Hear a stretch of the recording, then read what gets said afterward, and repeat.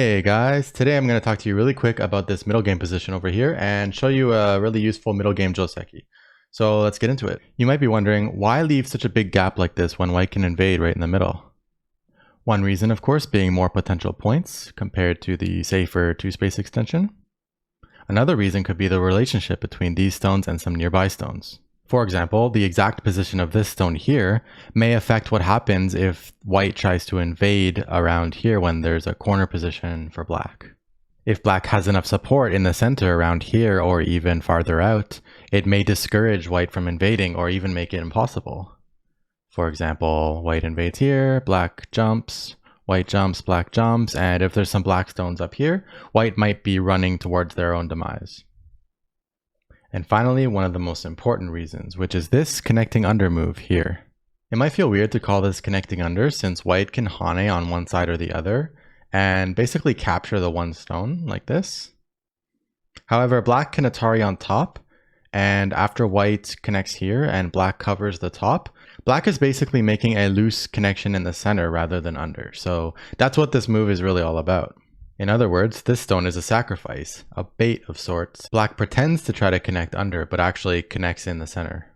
So locally, white usually plays hane on one side or the other. Black will cut. White, of course, ataris, and black ataris on top is the only way to connect up to black's ally over here. White connects, black also connects up like this and blocks the center. And white usually pushes on one side or the other, or in some cases just captures here. So if white pushes here, black probably plays this atari, but it depends on the situation. And then black needs to either fix one of these cutting points or potentially extend. White probably wants to push one more time in this case because otherwise, if white just plays elsewhere now, then this black turn is going to be sente since white needs to play here to have two eyes. As you can tell, there are all kinds of variations from here, pushing, capturing, pushing here, and white may even consider cutting one of these spots directly depending on the outside situation. White may be living very small here, but black definitely needs to have this planned out before going into this, as black is left with multiple cutting points at the end, and no actual territory. But teacher, why doesn't black just connect in the center directly with this move? It's actually a really good question. The reason is basically that if white just plays hane on one of the sides and black cuts, white will atari and then connect, and generally the damage caused to black's other side, as well as the agi left over from the one white stone that got cut off, is usually better for white than for black, especially considering how this started. But of course, it's always going to depend on the situation, and this is definitely possible sometimes. Let us also remember the original question, which was why doesn't black just connect in the center with that move? And black definitely didn't manage to connect, did they? Something cool about having black stones one space away from the white stone on either side is that suppose black jumps and white also jumps.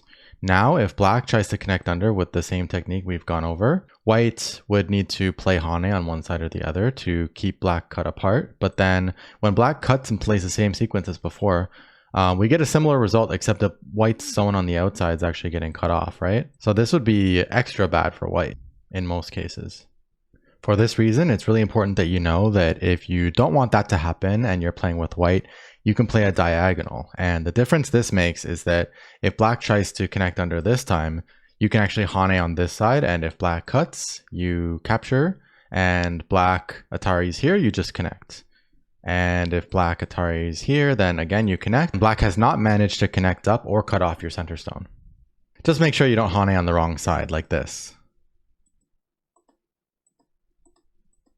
That would be pretty bad. If you ever have trouble as white remembering which side to hane on in this case, just remember to hane on the side that's farthest away from your diagonal play in the center. So this side. Black cuts, you take, black has no way to cut you off in the center.